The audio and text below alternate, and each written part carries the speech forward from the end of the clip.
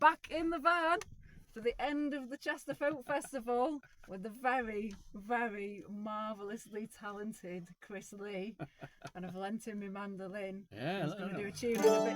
Going to do a tune in a bit for me, and for those watching. But we're going to have a little natter. Yeah. Because it's the 50th anniversary of Chester Folk Festival. It is indeed. And Chris is going to spill the beans on festivals gone by.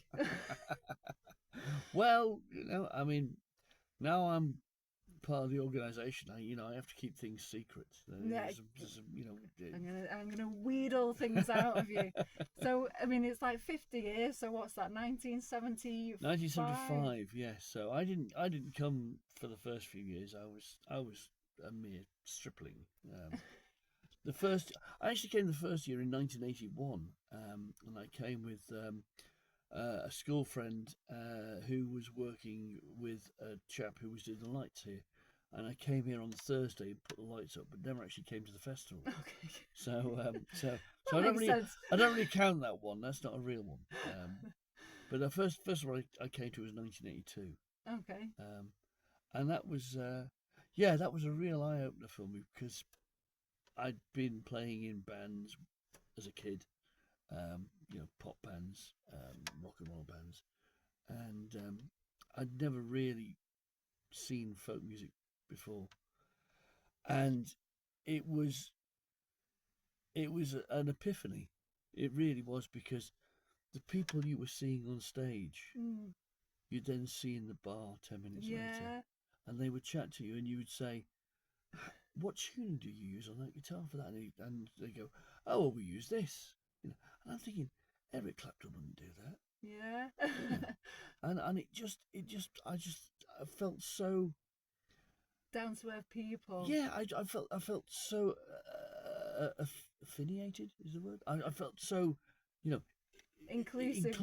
Yeah. The whole thing just made sense to me, and it was great. I was here in 1982, and that's where I started playing mandolin, because a chap who I was playing with this evening, Frank Welcome, who's an amazing multi-instrumentalist, was a friend of my then girlfriend's parents, and he said to me, and by then girlfriend, "Will you just look after this mandolin? I've got to go and play elsewhere, and I'm playing accordion guitar and double bass. I can't carry the mandolin. So will you look after it for me?" So I said, "Yeah, okay." So I sat in the pub with this mandolin, and there was a session going on. And so I just started to. I played guitar myself, so I had a rough idea about music. So I just started to play, and I spent the entire day sitting in this session, playing the mandolin, learning to play out, the tunes there. So it was quite an eventful year, 1982. That's a good memory. I'm not even sure I can remember 1982. Well, no, you were probably a lot younger than me. I mean, I was nearly 18, so. But it was. I remember it being a beautifully hot, sort of pleasant, dry festival. There were several. There were 84 was a really, really hot one. I remember them pulling the sides of the marquee down because it was so hot. So was it in the same location? Same location. Yeah, I mean, originally the festival started in 75 in Chester, and was at various venues, including the Northgate Arena, which anybody who knows Chester knows the Northgate Arena is the worst possible place to have any kind of musical thing, because it's just horrible. But in 1979, the guy who ran the Morris Dancer at the time and had turned the pub, which was originally called the Globe, he moved in, and because he was a Morris Dancer, he changed the name to the Morris Dancer. A guy called Rusty Williams, and he said, "Well, I've got some land at the back of the pub. Come and do your festival here." So they did. I think that was 1979, and so by the time I got involved, Rusty was absolutely in his element. He was a friend of my dad's, actually. So I do know that Rusty had said that the amount of beer he sold over the weekend of the Chester Folk Festival meant he could shut the pub for the rest of the year if he wanted Oh to. my word! And that's just you alone. Yeah, and it's not the same. It's not the no. It's not the same place that it is now. It was a much smaller pub, and it had a sort of, so you walked in through the door and there was a central bar, and there was a small room one side and a slightly larger room the other side. And during the festival, the session players would go in there, and so the small bar would be full of the English players playing English tunes, and the big bar would be full of the Irish players playing Irish tunes. And then they'd sort of have an amnesty sort of on the Sunday, and they'd swap over, so they'd have a big session of English tunes, and it was just Yeah, I feel like a bit of that still goes on because the Farmers Arms, they had like an Irish session on the Saturday, and there seemed to be like an English one on the Sunday. I'd really like to get back to more of that. Yeah, they've had one up there, and then the Royal Oak as well. And it's great because as a player, and you learn so many new songs and new tunes by going to these sessions, you know.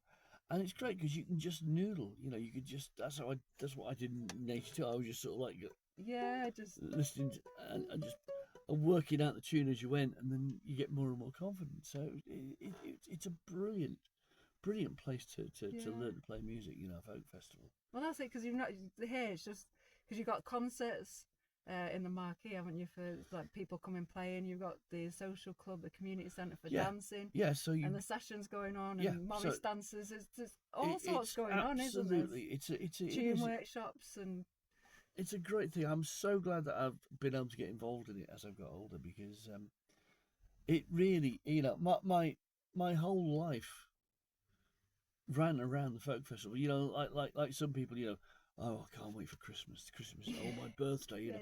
Mine, it was always the folk festival. Yeah. So, you know, and it was just, you sort of count down the weeks to it. It was, you know, and as we are now on the Monday night, you know, we are the furthest away that we could possibly be. We are a full 52 weeks away from, you know. From the next one. Yeah. I'm already looking forward to it. I know,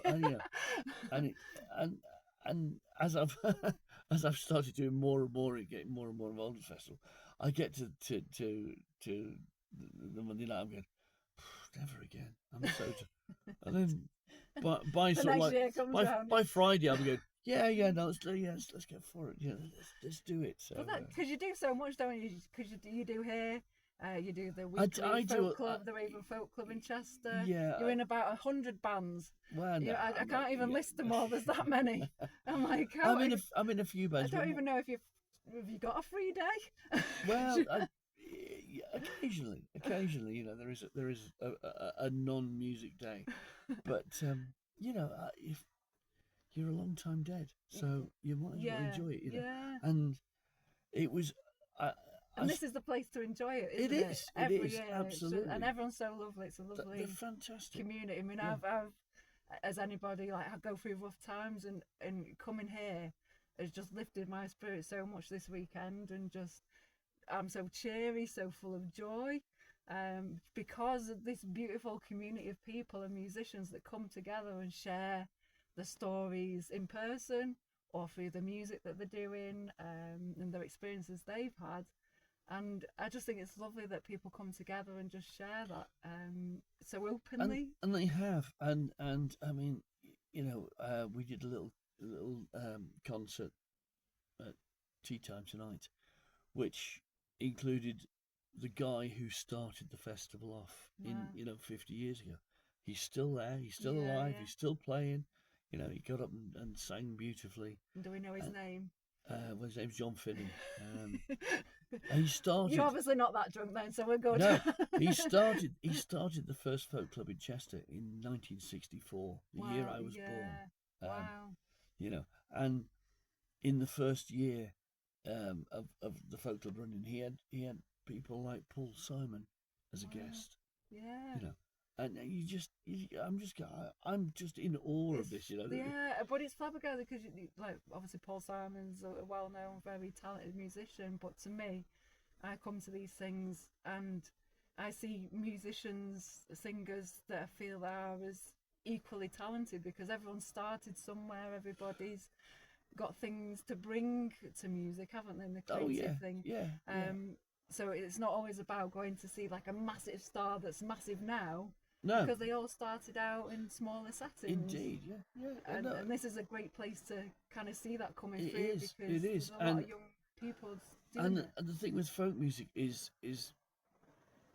an awful lot of the people who play folk music will not be able to read music or write music, and so Yeah, it's people very learn much different an ways. oral with an A, Yeah, oral tradition. It's all about the hearing, and passing things and down as well. passing things down through song and stuff. So and that's the way I've always learned to play. I've always learned by listening to somebody and working out what they were doing. Yeah, Um, and I think that really does.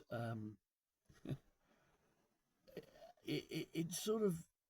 I'm trying to think of the word to describe it, but it gives you it, it can give you an edge on some musicians because some people I've played with in the past who are taught. They've learned all proper music and scales and yeah, lines but when you throw a curveball in and say, "Can you just play this?" yeah, They yeah. freeze because they're not Not used to taught, that. yeah. So and that's what folk music gives you is there's an Like a awful lot of flexibility to, an awful lot of improvisation yeah. and working around stuff. That's the only amazing, like with the sessions and example, like people just jump in and sort of do little collaborations, and they might not met. I mean, I'm talking like independent tunes, not well-known tunes. They'll just somebody will just be jamming something out, and Yeah, well, people come and together again, and just as you get older, as I found, the actual even though there are thousands and hundreds of thousands of tunes, folk tunes, um, they all sort of come down to probably about 7 or 8 yeah, tunes, and they're all derivative from them. yeah, And yeah, so, yeah. once you hear somebody play something, right, okay, that's a bit And like you the know silver where it's spit, right? going. Okay, Yeah, yeah. So I know roughly what's going to happen, and yeah, occasionally, again, it throws a curveball in. But if you're expecting something to change, then you're okay. yeah. Oh, and you're gonna do a little tune Well, now I'll on the try and mandolin. remember the very first tune that I learned back in May 1982 on the mandolin, which I don't think I even know the name of the tune because it was just they just all the players are just sort of like put their heads down and started Yeah, playing, and I was getting so I knew that there was those two notes which were open string. That's great, and then I knew there was that in there. yeah, So okay, right, I've got that bit, and it's okay, and then it goes up a bit. And slowly it sort of yeah, builds up and builds up and builds up. And so they probably played it maybe in the session 3 times. Because what happens in sessions, for people who aren't folk musicians, if there's a good session going on, you'll get maybe 10, 12 people playing away for an hour or two. And then some of them move on. But if it's a really good session, people sort of backfill, but they don't know what you've played. yeah, So yeah. So they may start playing some of the tunes again. So I was very lucky. So I got to hear that tune sort several of, times. Yeah, yeah. So I heard it the first time, got the rough basics. Second time, bit better. Third yeah, time, oh, I can do it. yeah. So I was just like, oh, right, okay. And that Well, was it. So I was straight in there and I've learned to play a tune on the yeah. mandolin. Well, I'm gonna hop out of the way and give you a Oh, have little, I got to play it now? yeah, a little Oh, floor God, I've got spot to remember so it we now. can see the magic that comes out of your mandolin playing, because Oh, you're such a talented musician on various instruments. So I've loaned my very precious mandolin, which I'm sure you are treating with great care, and going to show me and everyone else how my mandolin should be played.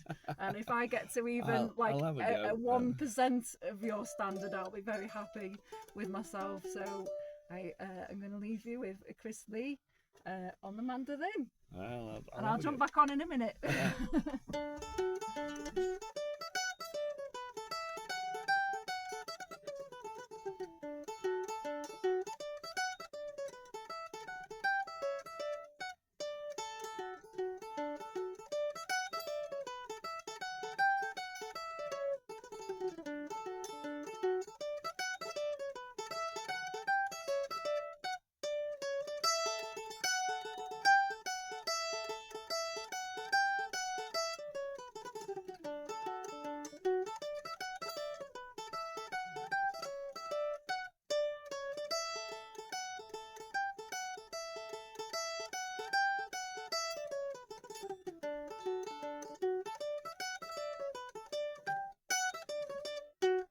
something like that. I know. Woo! It's oh God, it's probably 20 odd years since I played that tune. No, it's brilliant. Thank But you so much. But yeah, thank you for popping in here and having a little chat in me. yeah, me well, van at the and it is. festival. I don't even know what the Literally time is now. last It's very, we're late. dragging out the last dregs of this festival to the very, very end.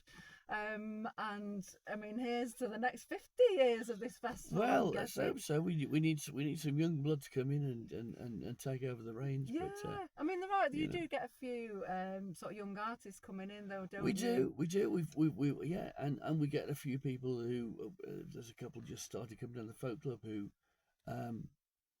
I asked, just went up to them one evening at the folk club and said, "You wouldn't be interested in helping out with the folk club folk festival?" They went, "Yeah, that sounds good." I said, "Get your free tickets." Oh yeah, absolutely. So they were. Well, that's it. The more help, the better. We can't always guarantee free tickets for Well, people, you see, but again, there's stewarding positions, aren't there, where Yeah. people can come and volunteer to steward. And again, so you do some hours of work, do, and then yeah. you're free to go and enjoy the Yeah, other yes. bits of the festival. That's how and I. everyone chips in, don't they? Even Well- if you're not paid, people just come and help out because That's right. Well, the first year everyone just loves being part of the it. first year I came in '82, I was a steward Oh, okay. because my girlfriend's mum and dad were too stingy to pay for her to get a ticket, so me and her had to steward. Yeah. But I mean, which was great. it's good, isn't it? That Ah, people it's- are on a budget. Yeah. In this day and age, a lot of people are. So you know, Yeah. if you're looking And- for and an festival- enjoyable weekend Festival away, ticket prices are so expensive. I mean, yeah, you know, this is reasonably priced. this is I think. very considering And what for you get, it's yeah, very for cheap. what you get, because it's Um, all dotted around the village. Yeah, so there's much to always choose like from. 2 or 3 things going on at any 1 minute I of the know day. it's good, Yeah. but as a kind of someone that comes out, it's quite frustrating at times because you want to be in 3 or 4 different Oh, places yeah, at the I same know, time because there's that much going on. I know. I fully understand. And I'm sure that- you must have at least 3 twins of yourself because you just do so much. I wish I would. I'm like, I'm sure I've just seen you down there a minute ago, and you're in so many different places. Yeah, well, it is, and foolishly becoming part of the organisation means you just do a bit more as well. So, but it's You like great. to be busy, don't It's you? great. I mean, I come away from it feeling really fulfilled. you know, Yeah. so that's the nice thing about it. really. That's it, and everyone that comes, there's people that come here each year, that people have been coming for years, and then there's new people come. I've spoken to a couple of people today. It's the first time here, and everyone's always so complimentary of like. That's the thing. And yeah. even me, I've only been coming a couple of years myself, but just instantly it was like, oh, this is a magical little festival with that's the gorgeous, thing. And lovely people. It's not just a festival. It's folk music way in of life. general. There's a sort of there's a feeling about the whole thing that really it draws you in, and I mean, you don't have to be an academic. You don't have to understand where all the tunes come from or the songs come from. But just the people who sing them are all, I very rarely have I met anybody I've not immediately liked. When you're on the folk scene, they're all just lovely people, and they have a shared belief in this stuff. And the issue we have at the moment, obviously, is that there's not enough young people coming into to listen to folk music, because they have other things to do, But if they were to sort of get more engaged with their roots, their culture, rather than taking everything from America like everyone always does now. That's it. Yeah, it's about passing that baton, isn't it? To Yeah, the next sort of and people coming through. I mean, and it's not all about fox hunting and idyllic country cottages and stuff. There's modern folk songs that are being written. But that's what I like about that's what I like about this. Is it's got a good mixture of both traditional things that the way things have changed through the years with folk music into sort of modern takes on things as well. People are taking very traditional songs. Yeah, a few years ago on. there was a band called Megs who wrote a song called Generation Rent. And it was all about the fact that they couldn't afford to buy a house. Yeah. And you think, wow, okay.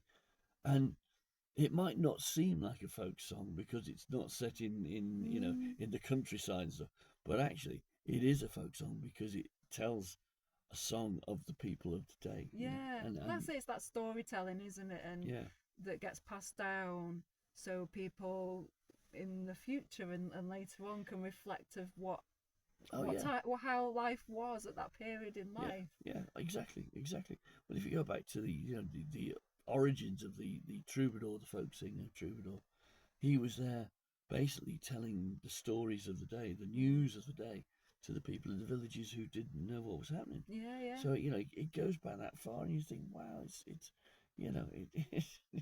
it's still happening now.